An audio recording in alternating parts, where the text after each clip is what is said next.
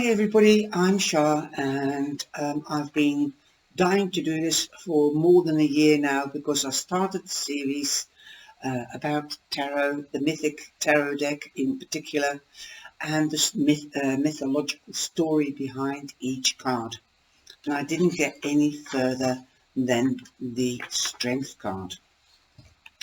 I love the stories that are behind the tarot cards, not only the history, the culture, etc., but really the legends and stories. I think they're magic. And there's also, it makes us more aware on where the meanings come from and how they have evolved.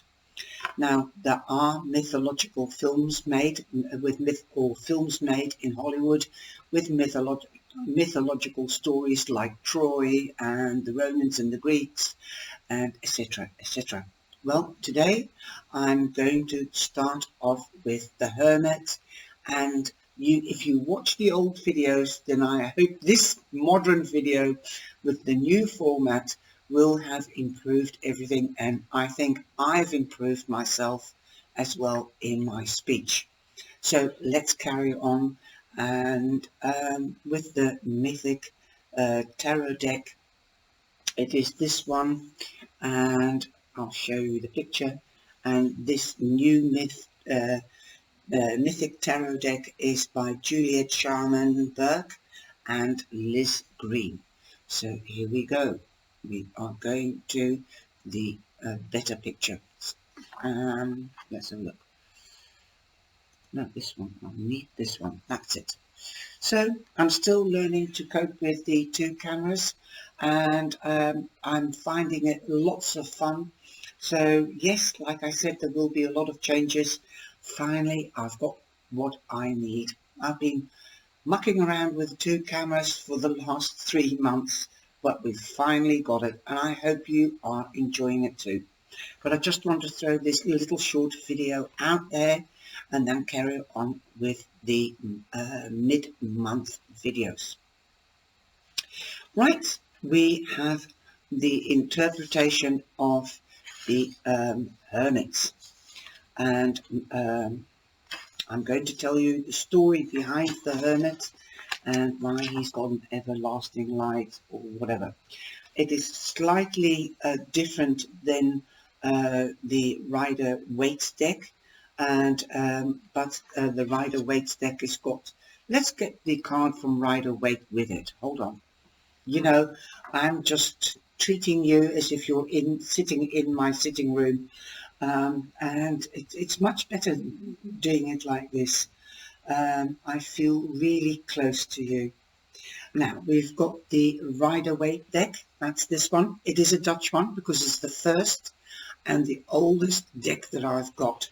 And I think I must have got this in the 1970s when I was at school here in Holland. Now, this is the book that I'm getting the information from, and that's a very old book, but the modern version has changed a little bit. So I've put it in my own words because I don't want to copy anybody's work and get into trouble for that. But it also shortens the story a little bit because it is about two or three pages in the book, and it's a bit too long to read to you, and it gets boring. So this is the mythical deck, and this is the mythical card, and this is the Rider-Waite. Now you can see that this has an old lantern, and this is a candle or an oil lamp. So it's more apt for when the time is situated, when there were gods, Greek gods, and the Greek mythology started earlier than the Roman times, I would say. And also it's got the scythe instead of a wand, but they both represent Virgo. So let's get into the story, shall we? And the story goes like this. The story of Cronus, because the Hermit was Cronus, the character Cronus. In Greek mythology, you meet Cronus, the god of time. So the card also represents time. the son of Uranus, the sky god, and Gaia, earth goddess. That's the mother of Cronus. Cronus was the last born of the very large family. Uranus feared that his children would overthrow him, so he exiled them. This exile angered Gaia, and she told Cronus to use his scythe to castrate his father. Cronus followed through, killed his father, and liberated his siblings from exile. Now remember, this is the mythological story that is interpreted by the pagans. This is a pagan deck, but basically you have to read between the lines, because that is where the story originated from.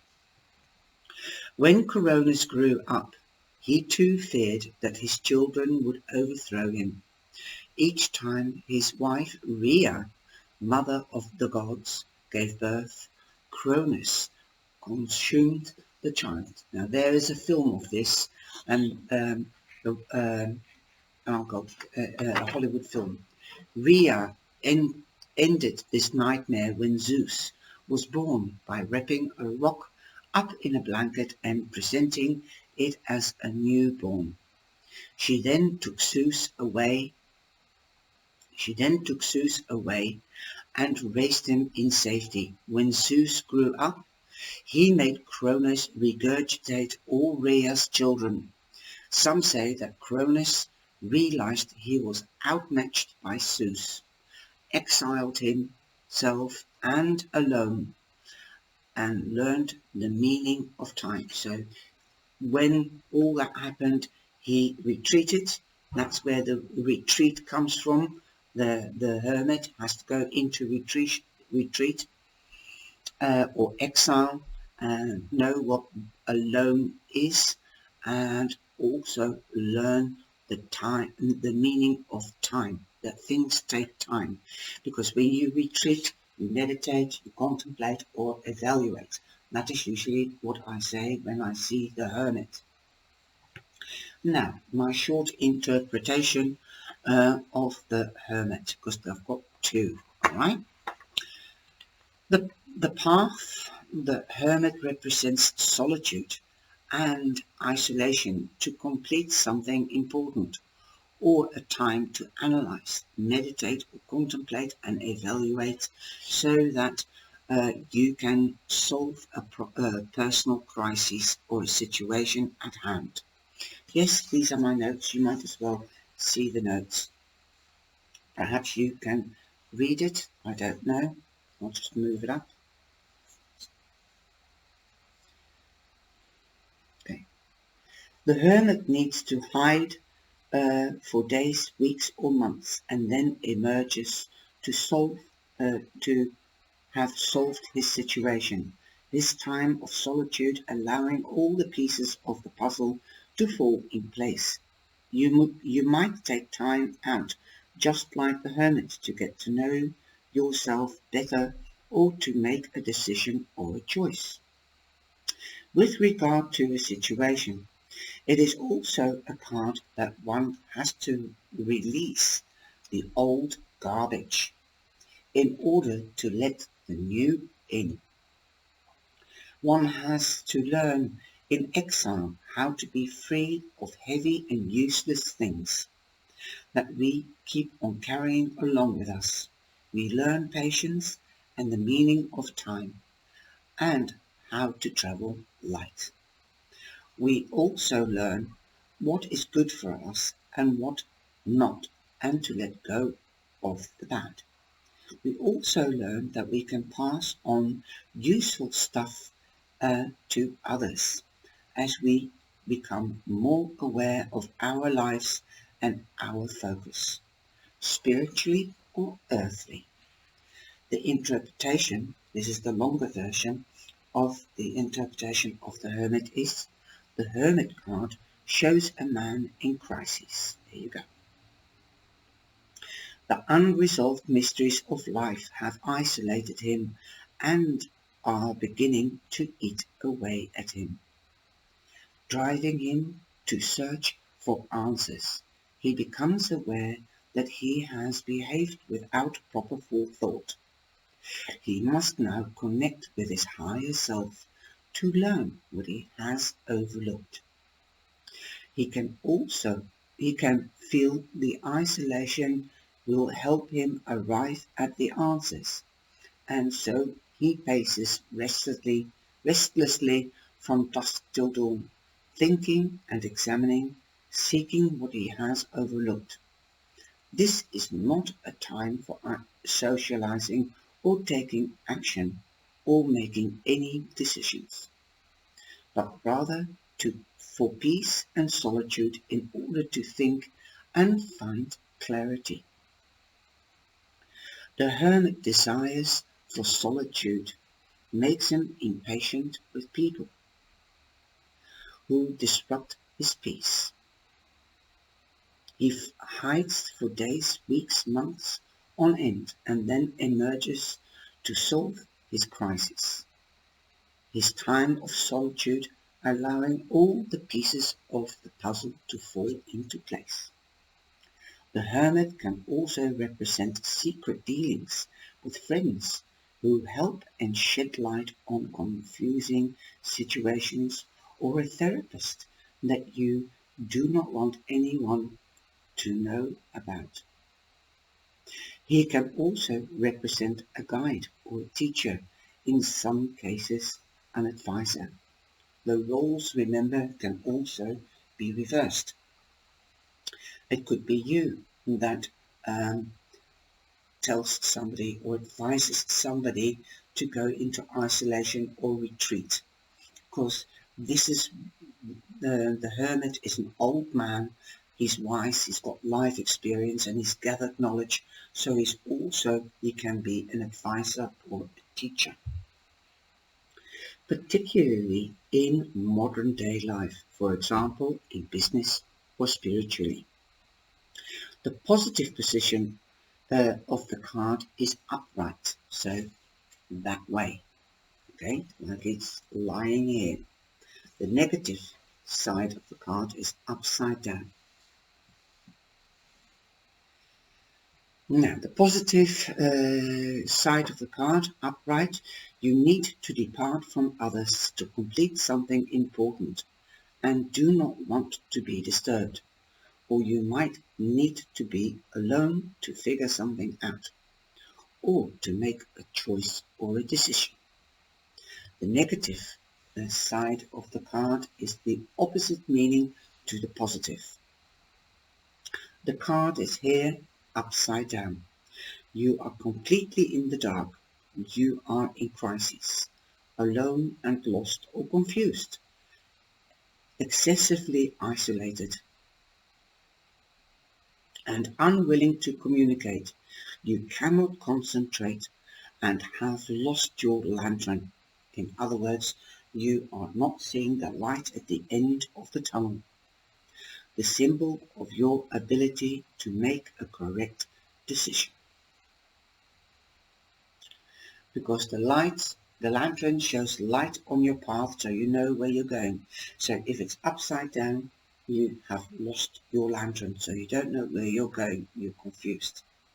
The hermit represents Virgo, the element earth, and also resembles the second house in the zodiac of the element of earth. The second, because every suit represents an element, fire, earth, water, or air, and the Virgo is the second house, so that's why the hermit is also...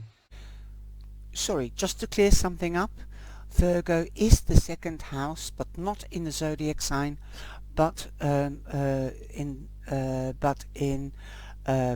the element sign. So the king is the first house, and that's why the status of the king will be the first element that comes into the zodiac, like Taurus is the king and the queen is Virgo, and since that the hermit represents Virgo, that could also be taken as the second house in the earth element. Okay, and then the third house would be Capricorn, and that is the page. So taking the page of Pentacles, that's Capricorn, that would be the third house in the element of earth. Now we've got that cleared up, we can carry on with the video. Well, I've got it sorted out now. In the Mythic deck, it is number 11, and in Rider-Waite, it is number 9. And you can see in the other two decks that I have from the Enchanted Dreams Tarot, number 9, and also in this pagan deck, and this deck is called the pagan deck.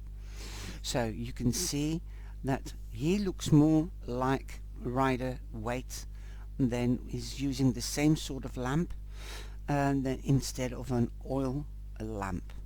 So that is the difference in these decks. And of course there's casting a shadow on them, because I'm using these cards this week for this mid-month reading. So those are the three differences. Now here in this one, she's not carrying a light. You can barely see it. Her hand are very in the mist, or mystical.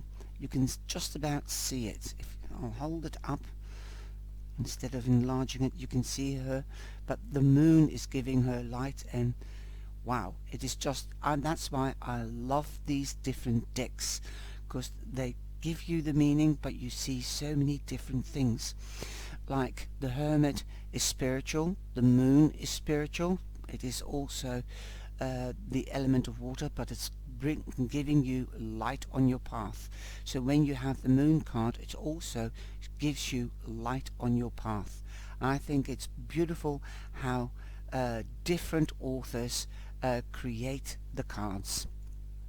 And here it looks like if he's on the mountain top, the snow, the summit, and here he's on his way, and he's looking down, and he's looking forward like the other three or two. So that's the different interpretations. Now I can go into the cards, the colors, because colors are significant as well. And here you can see grey, and here you can see that he's wearing shades of cream and grey. Now the scythe, Cronus was given the scythe, and this is not the information that I've given to you, because like I said, it's about 3 pages in the book, but you do get the meaning of the lantern, and also of the crow that's sitting on his shoulder there, and also why he's got a scythe here instead of a wand. And here you don't have any of these, only the lantern. This one hasn't got the lantern or the wand. But in the traditional tarot, you don't even have a crow on here either. So in the Mythic tarot deck, the lamp which Cronus carries is the lamp of insight and understanding, gleaned from the loneliness and patient waiting which the card of the Hermit implies. The crow on his shoulder is Kronos' bird, because it was believed to be the embodiment of spirit of the old king who has died, to make way for the new cycle.